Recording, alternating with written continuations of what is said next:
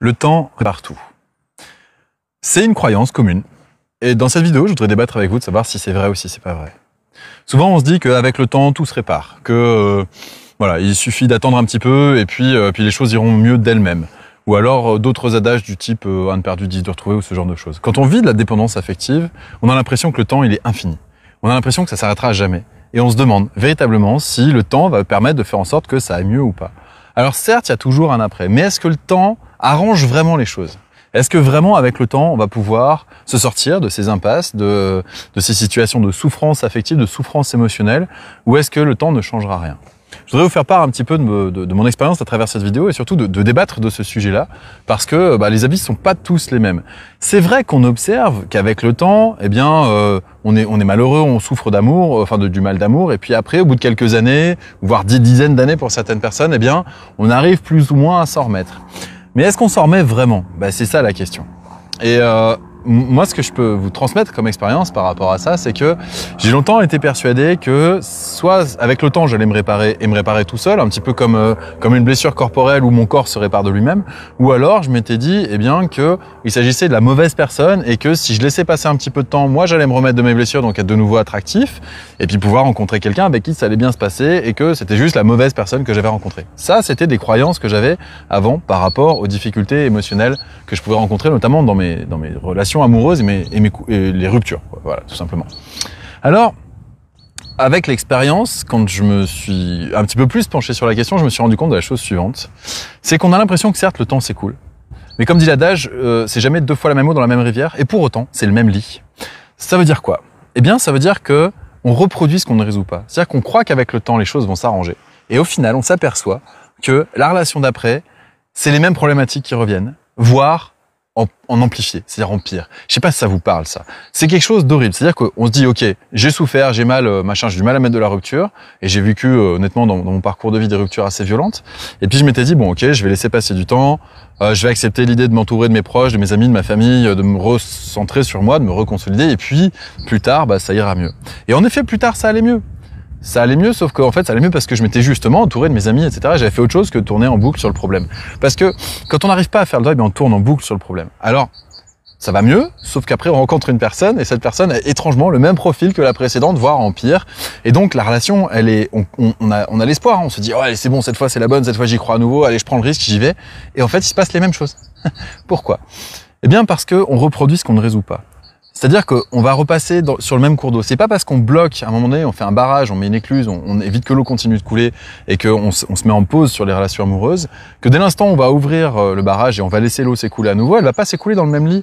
L'idée, c'est que si on fait pas un travail de fond pour changer le cours de l'eau, eh bien, on va pas changer le cours de l'histoire. Et donc, on va reproduire avec même type de personnage, même scénario, même fin. Et donc même souffrance, voire amplifiée parce qu'on avait l'espoir en plus que cette fois-ci ça allait marcher. Donc dans cette situation un petit peu complexe et difficile, on s'aperçoit que c'est pas le temps qui résout les choses, c'est ce qu'on met dans le temps. Le temps lui-même, il a pas de muscle, il a pas de consistance, il ne peut rien faire. C'est ce qu'on fait nous dans le temps. Et pour ça, pour moi, il y a vraiment quelque chose qui est important à prendre en considération, c'est que c'est pas la relation en elle-même qui est problématique, c'est ma manière de vivre la relation. C'est les paradigmes que j'ai par rapport à la relation. Et très souvent, j'avais une croyance avant dans mes relations précédentes, c'était que cette relation allait me permettre d'être enfin heureux, que c'était l'autre qui allait m'apporter le bonheur. Parce que je m'étais pas habitué à l'idée que moi, je pouvais être heureux et partager du bonheur dans cette relation. Parce que dans ma tête, j'avais vécu une enfance particulière, donc j'étais forcément tourmenté, malheureux, et j'allais trouver mon sauveur ou ma sauveuse. Et ça marche pas. Je sais pas si vous essayez, mais ça marche pas. Et en fait, la seule personne qui peut me sauver, c'est moi. Et donc, j'ai pris conscience que ce qu'il fallait que je développe, c'était surtout le degré de conscience de ce qui vit en moi et ma capacité à communiquer. Mais communiquer de manière juste. Parce que si on communique uniquement quand on est énervé, quand on est en colère ou quand on est triste, vous le savez pertinemment, ça marche pas. C'est-à-dire que, en effet, ces ingrédients-là, et alors notez bien ça si jamais ça peut vous rendre service, pour moi, il y a 3 ingrédients qui pourrissent une relation systématiquement. Il y a faire des reproches à l'autre, parce qu'on n'aime pas prendre des reproches, donc quand on se prend des reproches, on a envie de se barrer. On n'a pas envie de rester dans la relation. Quand on nous met le nez dans notre caca, enfin clairement, dire ça s'appelle comme ça, quand on nous montre là où on a fauté, on se sent merdeux, on se sent pas bien et donc on n'aime pas ça. Et recevoir des ordres, ça c'est quelque chose qui marche jamais.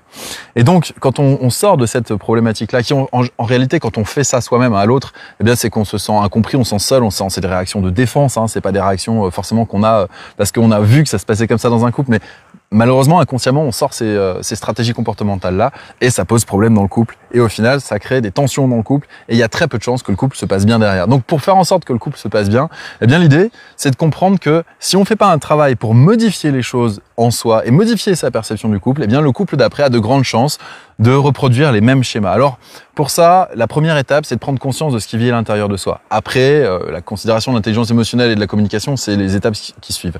Mais déjà, la première étape, d'augmenter le degré de conscience de ce qui vit en soi, c'est quelque chose qui est pas évident parce que souvent on vit des choses désagréables, notamment par rapport à ces expériences passées qui sont douloureuses et qu'on ramène dans le couple d'après, c'est-à-dire qu'on amène ces casseroles, on amène ces difficultés qu'on a eues avant. Et donc pour pouvoir vous permettre de sortir de ça, j'ai mis au point une méthode simple qui s'appelle la méthode des 4C. C'est une méthode qui permet entre guillemets uniquement, d'augmenter le degré de conscience de ce qui vit en soi pour pouvoir communiquer de manière plus juste derrière avec l'autre et puis aussi arrêter de blâmer l'autre sur ce qui est désagréable de ce qu'on est en train de traverser comme moment. Et donc, je vous invite à cliquer sur le lien qui aura au-dessus de cette vidéo pour pouvoir développer davantage cette conscience de ce qui vit en vous et vous permettre, après coup, de communiquer en acceptant le désagréable sans forcément considérer que ce soit dangereux. Ça, c'est la deuxième clé magique que je vous donne dans cette vidéo. La première, c'est les 3 comportements à éviter dans un couple. Et la deuxième, c'est, eh bien, ce qui est désagréable n'est pas forcément dangereux, mais si on n'est pas été habitué à dealer avec ce qui est désagréable en soi, enfin, à appréhender ce qui est désagréable en soi et à composer avec, voilà, c'est ça le mot que je cherchais. Si on n'apprend pas à composer avec ce qui est désagréable en soi, eh bien, forcément, on a besoin de le faire sortir très vite et on va le projeter sur l'autre et on va le projeter dans la relation et en général, on fait pire que mieux. Peut-être que vous voyez de quoi je parle. Alors, je me suis mis dans ce décor aujourd'hui spécialement pour vous montrer à quel point, certes, quand on fait passer l'eau au même endroit, on est en train de tout détruire, mais on n'est pas forcément en train de reconsidérer les choses et pour pouvoir reconstruire les choses autrement, faut faire un travail de fond, reconstruire ce qu'il y a autour de soi et reconstruire surtout sa conception du couple pour que dans la prochaine relation, bien, ça puisse être beaucoup plus fluide. Et pour ça, je vous invite encore une fois à cliquer sur le lien ci-dessus. Je vous remercie d'avoir suivi cette vidéo et je vous dis à très bientôt. Ciao.